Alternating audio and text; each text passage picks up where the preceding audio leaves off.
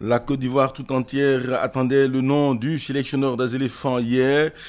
Ça n'a pu être fait puisque la commission chargée donc de désigner le sélectionneur a renvoyé cette publication à la semaine prochaine. Cependant, les noms de Hermès Faye et Aïdara Choualio circulent comme étant donc les deux encore dans l'escarcelle pour être désigné adjoint du sélectionneur.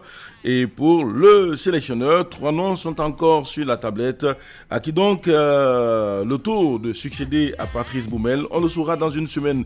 Que vous inspire justement cette valse dansée par la Fédération ivoirienne de football nouvellement installée, qui n'a toujours pas désigné le successeur de Patrice Baumel.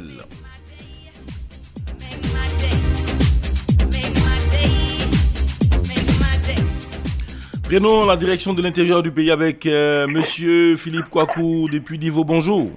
Oui, bonjour, Fernand Kouakou. Oui, nous vous écoutons. Je vous appelle Divo, précisément à Cateno, 30 km de Divo. C'est bien noté, nous vous écoutons. En tout cas, moi, je m'attendais que le nom du sélectionneur soit tombé depuis hier, mais jusqu'à aujourd'hui que nous n'avons pas. Bon, on va patienter, attendre ce que M. Idriss Diallo et son staff vont décider. Voilà. Donc ça, c'est pas un problème. La patience, c'est un chemin d'or. On a attendu depuis des années. Il y a eu président, c'est pas dans quelques semaines, là, ça va nous fatiguer. Voilà. Il n'y avait pas de président, mais il y avait le CONOR qui dirigeait la Fédération de football. Oui, et donc ça ne posait pas réellement de problème au niveau de l'administration. Mais là, il y a la CAN 2023 qui profile à l'horizon. La Côte d'Ivoire n'a toujours pas de sélectionneur. C'est à partir du mois de juin. Est-ce que pour vous, c'est pas inquiétant? Non, c'est pas inquiétant. Ah, d'accord. C'est bien noté. Ils viennent d'arriver. Laissons-les travailler. Voilà. Merci. Nous allons vous sélectionner. D'accord. Très bonne journée à vous et puis surtout, portez-vous bien. Nous sommes avec monsieur Konan Yao. Il est à Marcory. Bonjour. Bonjour, monsieur Fernand. Comment vous allez?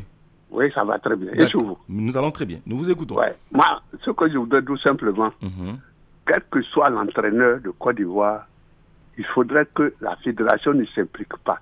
Tant qu'on aura le président de la fédération, on aura des cadres joueurs, des joueurs qui ne sont pas titulaires dans leur club et qui sont cadres dans l'équipe de Côte d'Ivoire, on pourra jamais, quel que soit l'entraîneur, on ne pourra rien faire. Donc, il faudrait que le président de la fédération laisse le champ libre à l'entraîneur qui vient. Et c'est lui-même qui choisit les joueurs. Mais tant qu'on aura des joueurs cadres qui ne sont pas titulaires dans leur club, qui font partie et qui sont cadres, alors, M. Fernand, on est quel que soit l'entraîneur.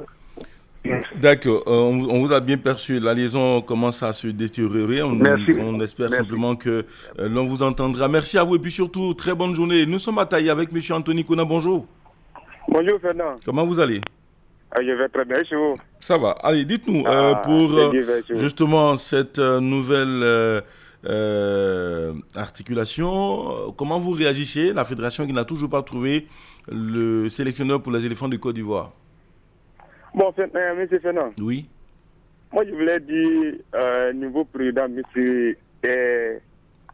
Yacine Idriss Diallo. Je pense qu'il n'a qu'à laisser l'entraîneur travailler. Parce que moi, je ne veux pas... Monsieur Anthony Kona. Monsieur Anthony Kona, pour ceux qui nous prennent en marche ce matin, je rappelle simplement que l'on est en train donc de vous demander votre avis sur le report donc de la date de communication du nom du sélectionneur des éléphants de Côte d'Ivoire. Cela devait se faire hier, ça n'a pu être le cas. Alors, comment vous appréciez cette valse, ce report à nouveau, puisque l'on avait prévu la date du 11 pour donner le nom du sélectionneur de la Côte d'Ivoire. Merci de nous suivre sur Radio Côte d'Ivoire, numéro 1 sur l'info et le sport. Julien Kofi Yamoussoukro, bonjour. Bonjour, monsieur Fernand. Nous sommes à vous. Okay. Ça fait déjà peu. Allez-y. Puisque nous sommes à moins d'1 an du début de la CAN. Oui. Et qu'il y a un match qui est prévu dans... Je pense que c'est en juin, n'est-ce pas? C'est entre juin et juillet prochain, ici en Côte d'Ivoire, en 2023, que la CAN se joue. Prochain. Nous sommes déjà entrés en plein dans le décompte. Oui, bien sûr. Et le nouvel entraîneur qui doit venir, il faudrait qu'il vienne pour prendre connaissance avec le pays et puis connaître les joueurs. Et c'est de cela que nous parlons, puisque la Fédération ivoirienne de football a décidé que pour le nouvel entraîneur, son staff doit être composé d'un adjoint ivoirien qui réside ici pour pouvoir mieux travailler. Et le sélectionneur lui-même doit être assez outillé et qualifié pour venir encadrer les éléphants de Côte d'Ivoire. La date indiquée pour justement donner le nom du sélectionneur n'a pas été respectée. Qu'est-ce que vous dites face à ce non-respect des dates choisies par la fédération elle-même? Parce que nous ne sommes pas contents. Nous ne sommes pas contents. D'accord. Nous ne sommes pas contents. Mais qu'est-ce pour que la nouvelle le nouveau président de la fédération va pouvoir honorer l'attente que la population attend? D'accord. Merci à vous, M. Julien Kofi Debu Yamoussoukro. Un autre auditeur, il est attendant, M. Eli Adengra. Bonjour. Bonjour, M. Fernand. Oui, date indiquée, date non respectée. Il faudra attendre pour connaître le nom du sélectionneur des éléphants de Côte d'Ivoire. Comment vous appréciez justement ce report annoncé par la Fédération ivoirienne de football? M. Fernand, ça fait trop amateur. Ça fait trop amateur. D'accord. Moi, j'ai l'impression que la Côte d'Ivoire ressemble un peu à un village, quelque part, quand il s'agit du football. C'est trop amateur. Parce qu'avant de venir à la tête de la fédération, M. Idriss devait avoir une idée au cas où il gagnait. Mais on ne peut pas venir en train de tergiverser pour un poste d'entraîneur, mais c'est amateur. Quand on va parler, non, c'est pas Drogba, non, écoutez, pendant 30 ans, c'est la même chose qui tourne. On parle des stagiaires, on a pris Sabine Lamouchi ici, comme stagiaire, venant des fonds parler au mondial. Est-ce qu'on a besoin de partir à l'université pour être entraîneur de Côte d'Ivoire? Puisque c'est les mêmes présidents qui vont choisir leur cousin, leur neveu, leur enfant de leur nièce pour jouer en sélection. Alors, on va venir prendre un mois, 2 semaines. Le même vieux pourrait choisir son entraîneur. Dès que nous sommes sortis du Yamtokour à la fondation. Quand on est organisé, quand on est pragmatique, quand on est professionnel dans la tête. Vraiment, bon, enfin. D'accord. Je ne sais pas ce que ça va passer. Parce qu'on a déjà fixé comme objectif les demi-finales. Pour un pays qui a déjà 2 étoiles. Pour gagner la Coupe d'Afrique, on dit objectif demi-finale. C'est qu'on n'est pas ambitieux. Ça veut tout dire d'ailleurs. Comme ce n'est pas le peuple qui choisit, on dit que c'est 80e personnes qui partent dans le football de Côte d'Ivoire. Donc nous, là, on va faire quoi dedans? C'est la résultat maintenant de ça. On dit que c'est 81 personnes qui décident. Donc ils vont quand choisir l'entraîneur, quand jouer le ballon, nous on regarde. Merci. Merci à vous. Très bonne journée à l'écoute des programmes de Radio Côte d'Ivoire, numéro 1 sur l'info et le sport. Merci et surtout, très bonne journée à Tanda, Bomi Zambo. Monsieur Christophe Kwame, bonjour. Oui, bonjour Monsieur Fernand Kwaku. Oui, nous vous écoutons. Oui, avant tout propos, je tiens à saluer mon ami Aïkma Louis de Radio Côte d'Ivoire. Merci. Voilà, quelle que soit vraiment la durée de la pluie, un jour arrivera que vraiment elle va s'excéder. Donc tout simplement, moi, j'aimerais que selon moi, je veux que mon choix soit porté sur notre cher ami ancien de l'équipe nationale, M. Kolo Touré Habib. Parce que c'est un monsieur très expérimenté dans le domaine. Donc, c'est ça mon choix, M. Fernand Kwaku. Merci et très bonne journée à l'écoute d'un programme de Radio Côte d'Ivoire. Et puis surtout, portez-vous bien. Et puis également, très bonne mission à nos collègues et confrères qui sont du côté de Séguéla, notamment lui Aïkba, qui est donc très salué chaleureusement par les auditeurs de Radio Côte d'Ivoire, numéro 1 sur l'info et le sport. Merci à tous et puis surtout, portez-vous bien. Nos consultants sont déjà là, n'est-ce pas, avec le premier, c'est donc le technicien. Coach Traoré Lassina, bonjour.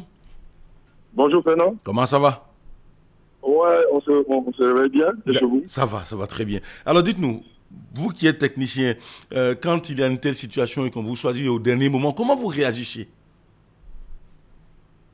Ben, vous savez, comme je l'ai si bien dit, le choix d'un sélectionneur reste un peu plus délicat.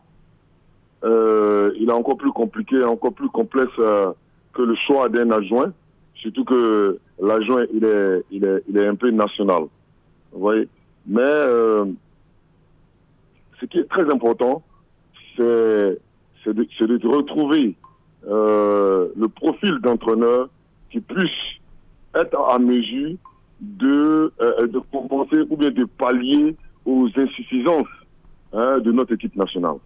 Vous savez, Fernand, depuis un certain moment, la Côte d'Ivoire regorge d'énormes talents que ce soit individuel ou même collectif.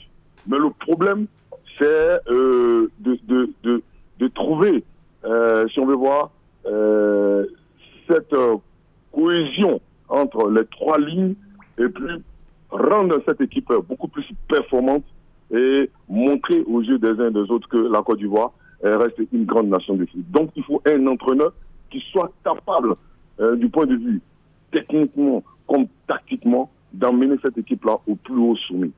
Donc ce choix de ces entraîneurs-là, c'est ça qui rend la chose un peu plus subtile, dans la mesure où on peut avoir un grand entraîneur reconnu sur le plan international, et puis ce dernier-là peut vraiment, comme on le dit, au pied du mur, venir se casser un peu les pieds si l'environnement n'est pas assez propice. Merci. Donc voilà un peu, moi, mon point de vue et ma réaction. Oui, on comprend que selon vous, c'est ce qui explique encore donc cette hésitation et ce report donc de la date de communication du nom du prochain sélectionneur de la Côte d'Ivoire. Cholio, partagez-vous cet avis et quel est votre commentaire sur la question? Écoutez, moi je pense qu'il n'a pas encore trouvé le nom du successeur. Ils sont à la recherche de ce Messi-là qui va venir relancer l'équipe nationale de Côte d'Ivoire après la CAN 2022 ratée. Maintenant, c'est vrai que le temps presse, mais il ne faut pas se louper. Il faut choisir un bon entraîneur. Moi, je ne dirais pas un grand entraîneur, mais bien un bon entraîneur pour l'équipe de Côte d'Ivoire. Parce que c'est vrai qu'on peut venir avec un grand nom et puis se casser la figure, mais il faut un bon entraîneur. Aujourd'hui, l'équipe nationale de Côte d'Ivoire, on connaît les qualités de ces joueurs-là, les qualités individuelles de ces joueurs. À ce niveau, on n'a pas de problème. On a un vivier qui est assez impressionnant. Aujourd'hui, tout le monde envie la Côte d'Ivoire. Parce que quand tu vois, tu as les Haller, tu as les Saza, les Pépé, Aurier, Franck Kessié et autres, franchement, on est paré. Maintenant, il faut se manager, c'est entraîneur qui sera capable, d'abord, de mettre en place une discipline au sein de cette équipe de Côte d'Ivoire. Un entraîneur capable, qui aura le coaching, qui saura lire les matchs, qui saura faire de bons choix au niveau des joueurs. Ça sera pas un sélectionneur qui va sélectionner des joueurs qui pendant 6 mois n'ont jamais joué un match de football, mais qui sont présents à la dernière Coupe d'Afrique des Nations. Je ne vais pas citer de nom, mais vous le savez tous. Donc, il faut en finir avec ce copinage-là. Donc, un entraîneur rigoureux, qui va faire de très bons choix, qui sera lire des matchs, qui sera tactiquement, parce que c'est ce qui manque à cette équipe de Côte d'Ivoire, souvent dans des matchs décisifs importants. Je me rappelle du match contre le Cameroun le 16 novembre à Douala. Tactiquement, l'équipe, si on avait été présent tactiquement, on serait en train de jouer ou se qualifier pour la Coupe du Monde. Si tactiquement on avait été bon pour la Coupe d'Afrique des Nations, peut-être qu'on aurait pu gagner la Coupe d'Afrique des Nations. Donc ce qui manque, on a la qualité technique, mais il nous manque maintenant la qualité tactique. Donc ça, c'est un chantier qui est énorme pour le sélectionneur qui arrive. Il doit avoir du charisme, il doit avoir du caractère, il doit avoir le flair pour lire les matchs, pour faire de bons coachings et tactiquement aussi prêt. Parce qu'une équipe, c'est vrai, une Coupe d'Afrique se gagne avec une équipe, pas avec des individualités.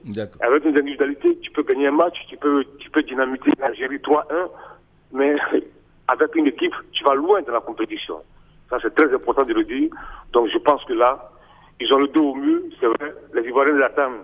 Après tout ce qui s'est passé, après tout ce qu'ils ont dit, donc on attend maintenant la fumée blanche. On attend ce sélectionneur-là, ce Messi-là qui va venir relancer la machine d'ivoire. Merci à vous, Cholio Diomandé, qui fait donc son retour dans cette équipe de la matinale des sports sur Radio Côte d'Ivoire, numéro 1 sur l'info et le sport. Nos consultants à l'instant, les internautes, il y en a au moins 53 qui ont écrit sur notre page Facebook, 57 qui ont apprécié et 2 qui ont fait des partages. Allons lire 1 ou 2 messages. Et puis, on dirait donc au revoir aux auditeurs. M. Blaise Kouassi, depuis donc Boisflé, dit ceci: si déjà ce comité exécutif a du mal à trouver un sélectionneur principal et son adjoint, alors qu'il a un projet réaliste et réalisable, j'imagine ce à quoi peut donc ressembler son mandat. On n'est pas donc sorti de l'amateurisme et le développement du football ivoirien peut encore attendre. Monsieur Jacques Naon nous dit ceci: pourquoi ne cherchons-nous pas à sortir de cette situation d'exporter pendant qu'on a des véritables entraîneurs locaux? Il faut mettre fin à tout cela pour lui. Il faut donc chercher sur place ici.